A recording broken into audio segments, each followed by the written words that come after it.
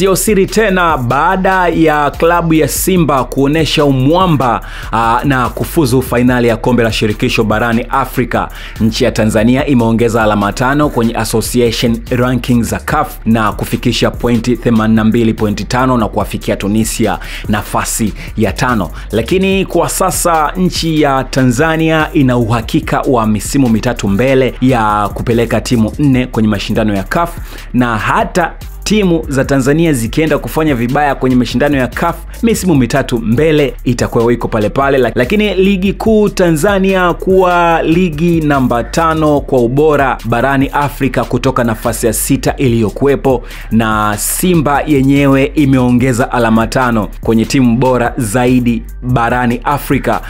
Nazungumzia club ranking na kubaki nafasi ya 4 na pointi 48 nyuma ya Al Ahly yenye pointi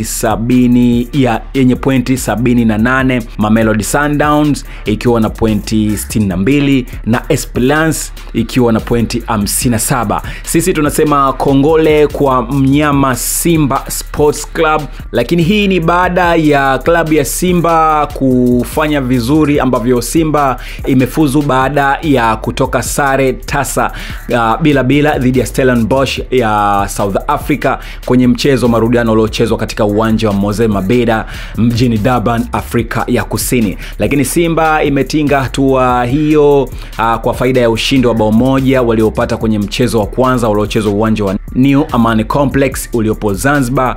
Bao hilo muhimu lilifungwa na kiungo muhimu wa kimataifa kutoka Ivory Coast, na mzungumzia Jean Charles Ahoua, ambaye aliongoza timu yake kuibuka na ushindi huo wa nyumbani. Katika mchezo wa marudiano timu zote zilichezwa kwa nidhamu kubwa ya kiufundi, huku kipindi cha kwanza kikiisha bila timu yoyote kufunga bao. Stellenbosch walijaribu kusukuma mashambulizi wakitafuta bao la kusawazisha matokeo ya jumla, lakini ukuta wa Simba uliokuwa imara uliwazuia. Kwa mafanikio haya, Simba inaonolewa na kocha raia wa Afrika ya Kusini na mzungumzia Fadlu Davis imefuzu kucheza fainali ya mashindano ya CAF kwa mara ya pili baada ya miaka 32. Mara ya mwisho Simba walicheza fainali ya mashindano ya CAF mwaka 1993 katika kombe la CAF dhidi ya Stella Adjame kutoka Ivory Coast. Simba sasa wana nafasi ya kipekee kuandika historia mpya